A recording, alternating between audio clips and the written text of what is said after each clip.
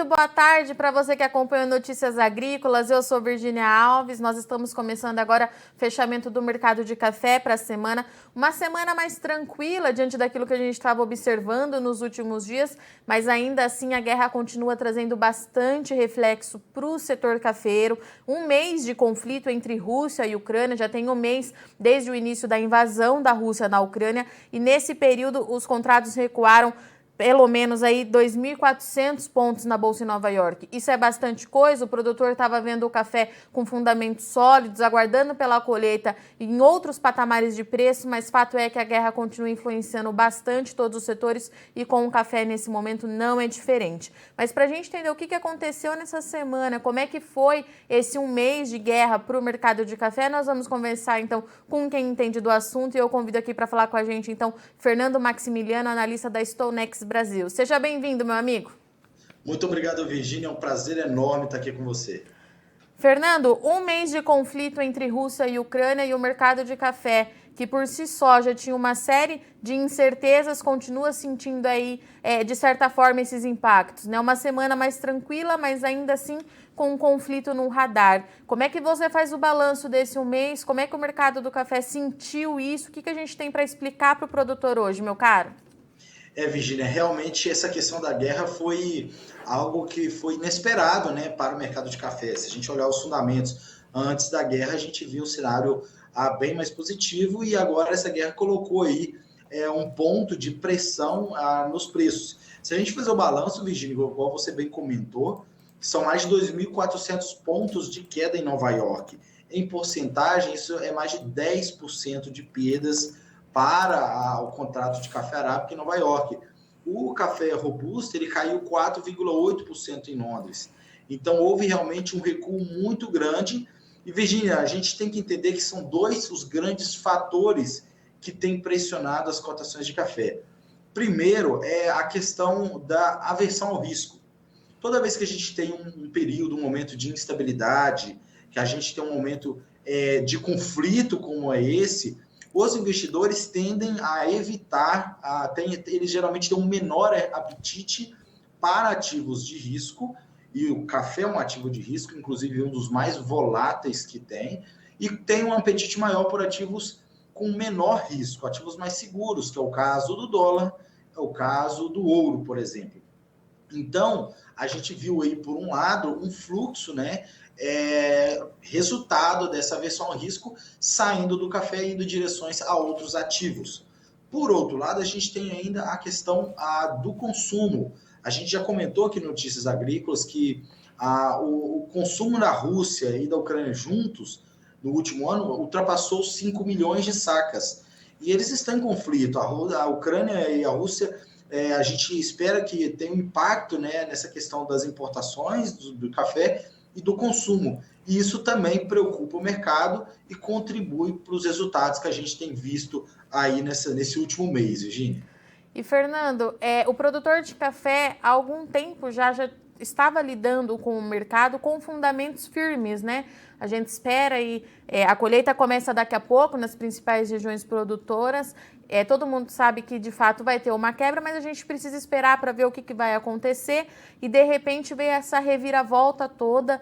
A gente imaginava que fosse mexer, mas mexeu bastante mesmo com o mercado de café. E o que eu observo do lado de cá, e é isso que eu quero te perguntar, mercado mais travado, produtor que já estava cauteloso, está trabalhando com ainda mais cuidado nesse momento, Fernando?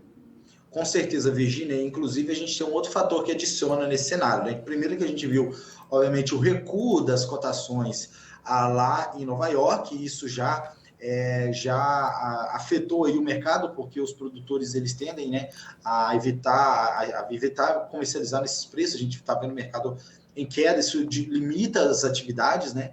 E um outro fator, Virgínia, é o dólar. O dólar, desde quando começou a guerra, já caiu a 3,6%, ou seja, está havendo uma recuperação da moeda brasileira. Quando a gente tem o dólar em um patamar elevado, isso contribui para manter os preços no mercado físico em níveis elevados.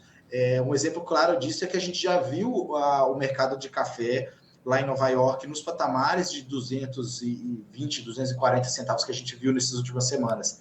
Em anos passados, como em 2011, mas o preço no mercado físico nunca chegou próximo dos valores que a gente está vendo hoje. Essa diferença é por conta do dólar. E nessas últimas semanas o dólar tem caído, né, devido a vários fatores, e isso desestimula a venda aqui por parte dos agentes do Brasil. E eu imagino que com tudo isso, o mercado, a gente está falando, você falou um pouquinho aí de Londres, mas o mercado físico também fica travado, né, Fernando? Com o produtor fazendo aquele, como é que vocês falam, o negócio da mão para a boca, né? À medida que precisa fazer caixa, é isso mesmo? Exatamente. Existe uma redução nas atividades, enquanto todo mundo, né, de forma geral, tenta entender para onde que queria, né, que vai esse mercado, porque a gente tem que lembrar, Virgínia, que considerando os fundamentos do mercado de café, o cenário ainda é positivo em termos de fundamentos específicos do café. Então, essa questão da guerra, ela veio um fator à parte que pressionou as cotações de café, mas olhando para o café em si, ainda existe uma perspectiva positiva, tendo em vista todos os eventos que a gente teve aí nos últimos meses, nos últimos anos. E, Fernando, é possível a gente, num momento como esse, né, a gente ainda continua assistindo a guerra, os dois países não tem um cessar-fogo, né? Todos os dias a gente tem notícia de reuniões e reuniões, mas a negociação, de fato, ela não acontece. É possível a gente entender o que vai acontecer no mercado de café ou a gente vai continuar vendo essa volatilidade que, como você já bem disse, o mercado de café por si só já tem muito e ficou ainda mais intensa nesse último mês? Olha, Virgínia, é muito difícil a gente antecipar nesse momento porque tudo depende da guerra. E a gente está num momento de grande incerteza. Por quanto tempo essa guerra deve permanecer? Quais serão os impactos depois que ela se encerrar? Então, esse fator gera uma grande incerteza e é difícil, não dá para a gente antecipar nesse momento qual que seria essa tendência e essa movimentação. E quando a gente fala dos fundamentos, Fernando, dentro de um cenário normal, né? Vamos colocar assim, o que estaria influenciando nesse momento? A gente tem algumas atualizações climáticas que eu sei que trazem um pouco de preocupação em relação à laninha novamente. Como é que a gente consegue avaliar, né? Deixando um pouquinho de lado essa questão, esse fator externo da guerra e falando dos fundamentos de café. Como é que a gente faz essa avaliação para o momento atual? Olha, primeiro é importante enfatizar que os preços não recuaram mais por conta desses fatores que ainda são positivos, né? Então existe aí um fator de suporte dentro desses fundamentos que limitam essas quedas, mas o que a gente pode elencar aqui são vários os fatores que ainda seguem positivo. Primeiro, nós estamos dentro de um ano safra onde o balanço de oferta e demanda é negativo. A gente ainda não terminou o ano safra 2021-22, a gente viu a colheita ano passado foi pequena, resultou num balanço de oferta bem negativo, e aí a gente ainda está dentro desse cenário, a gente ainda está dentro do cenário em que a produção brasileira do ano que vem vai ser menor, a gente já viu aí que a geada, o clima seco afetou de fato a produção brasileira, e é importante a gente entender isso, Virgínia. Geralmente em anos de bienalidade positiva, no mundo, né, a gente tem, geralmente a gente vê uma construção dos estoques. Mas esse ano não, a expectativa é que seja um balanço mais equilibrado. Claro que a gente tem que ver ainda como vai ser a colheita dos outros países. Colômbia, a safra da Colômbia 22-23 está longe de começar, a safra do Vietnã 22-23 está longe de começar ainda, mas existe essa expectativa de que seja um balanço mais equilibrado. Além disso, né, a gente tem a questão do Laninha, que continua preocupando. A gente segue sob o efeito do Laninha, existe alguma divergência aí entre os modelos que tentam prever aí o que seria a tendência do INSO, né? Do Pacífico, se seria mesmo um Laninha ou se seria uma condição neutra, mas alguns modelos, inclusive, apontam que esse Laninha poderia se estender até o início do próximo semestre, e a gente já sabe o impacto disso para o café. A gente viu isso em 2020, a gente viu isso em 2021. O atraso das chuvas, o cinturão cafeeiro, e aí isso tudo é preocupante. Além disso, Virginia, o Laninha traz o excesso de chuvas na Colômbia, e a Colômbia está sofrendo muito com excesso de chuva, deslizamentos, alagamentos, e isso tudo tem provocado perdas por lá também. E, Fernando, quando a gente fala um pouquinho do café Conilon, né, como é que foi? Queria que a gente trouxe o cenário para o café arábica, perdão, mas eu queria que você falasse um pouquinho como é que foi em Londres essa movimentação nesse último mês. A gente tinha alguns diferenciais que chamavam bastante atenção há alguns meses atrás. Como é que está essa questão para o produtor de café Conilon? Olha, o café Conilon realmente o cenário ainda é um pouco parecido, né, com o que a gente já tem visto nessas últimas semanas. O diferencial segue positivo. O que isso quer dizer? É que o mercado, o café no mercado doméstico brasileiro, o Robusta, né, ele está sendo comercializado em patamares acima do que a gente vê lá em Londres. Isso é resultado, né, desse avanço forte nos preços do café arábica no mercado nacional, o que forçou a indústria, né, a aumentar o share do café robusta e, consequentemente, aumentar a demanda pela variedade. Então, a gente vê nesse cenário, Virgínia, um descolamento, né, de Londres, como a gente comentou aqui, preços do mercado doméstico sendo praticados acima do que a gente vê lá em Londres, e isso desestimula a exportação, porque não faz sentido para um exportador, para uma empresa que está aí na cadeia comercial do café, vender esse café mais barato lá fora do que vender ele aqui no mercado doméstico por um preço maior. Então, inclusive, a gente viu o reflexo disso no próprio dado do Secafé, que mostrou que em torno de 60%, houve uma queda, né, de em torno de 60% nas exportações de Robusta no último mês, e isso é resultado direto desse cenário dos diferenciais. Eu vou aproveitar que você puxou o gancho para exportação.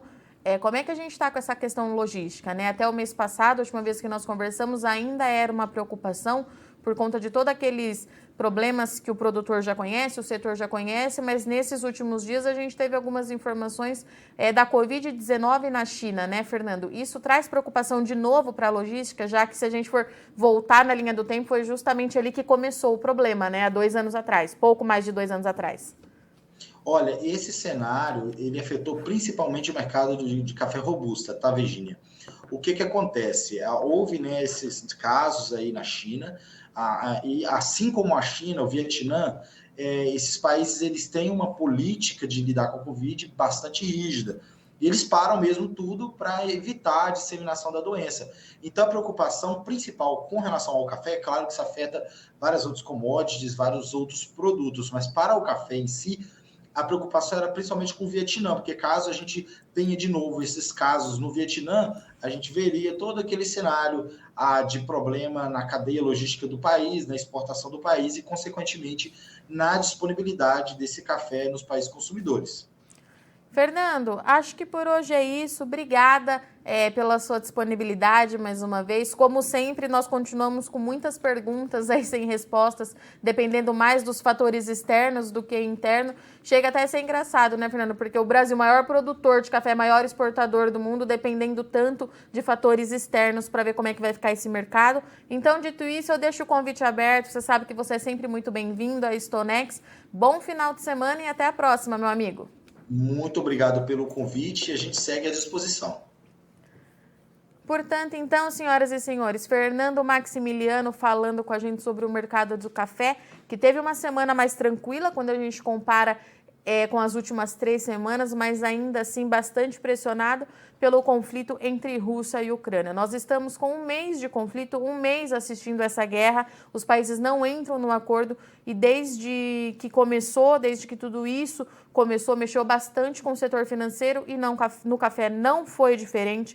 De acordo com os dados aí que o Fernando levantou para a gente, uma queda aí de mais de 2.400 pontos na Bolsa em Nova York, isso em porcentagem para o Arábica significa queda de 10%, o Conilon caiu 4,8% nesse período. É um cenário bastante preocupante e que chamou muito a atenção do produtor, né? O produtor estava vindo numa sequência de meses aí com preços firmes, preços sólidos por conta dos fundamentos. Quando a gente fala em fundamento, nós estamos falando, é claro, do problema de safra aqui no Brasil. A safra ela vai ser menor, o produtor está aguardando, a colheita começa daqui a pouquinho, safra começa daqui a pouquinho nas principais regiões produtoras do país, mas tem também problema logístico que continua no radar. Nós temos problemas climáticos afetando tanto na Colômbia, pode afetar também a produção do Conilon no Vietnã. O Fernando trouxe até um dado interessante para a gente agora, que Colômbia sofre com excesso de chuva quando nós temos laninha e é o que vem acontecendo por lá. Mês a mês, Federação Nacional dos Cafeicultores da Colômbia, FNC,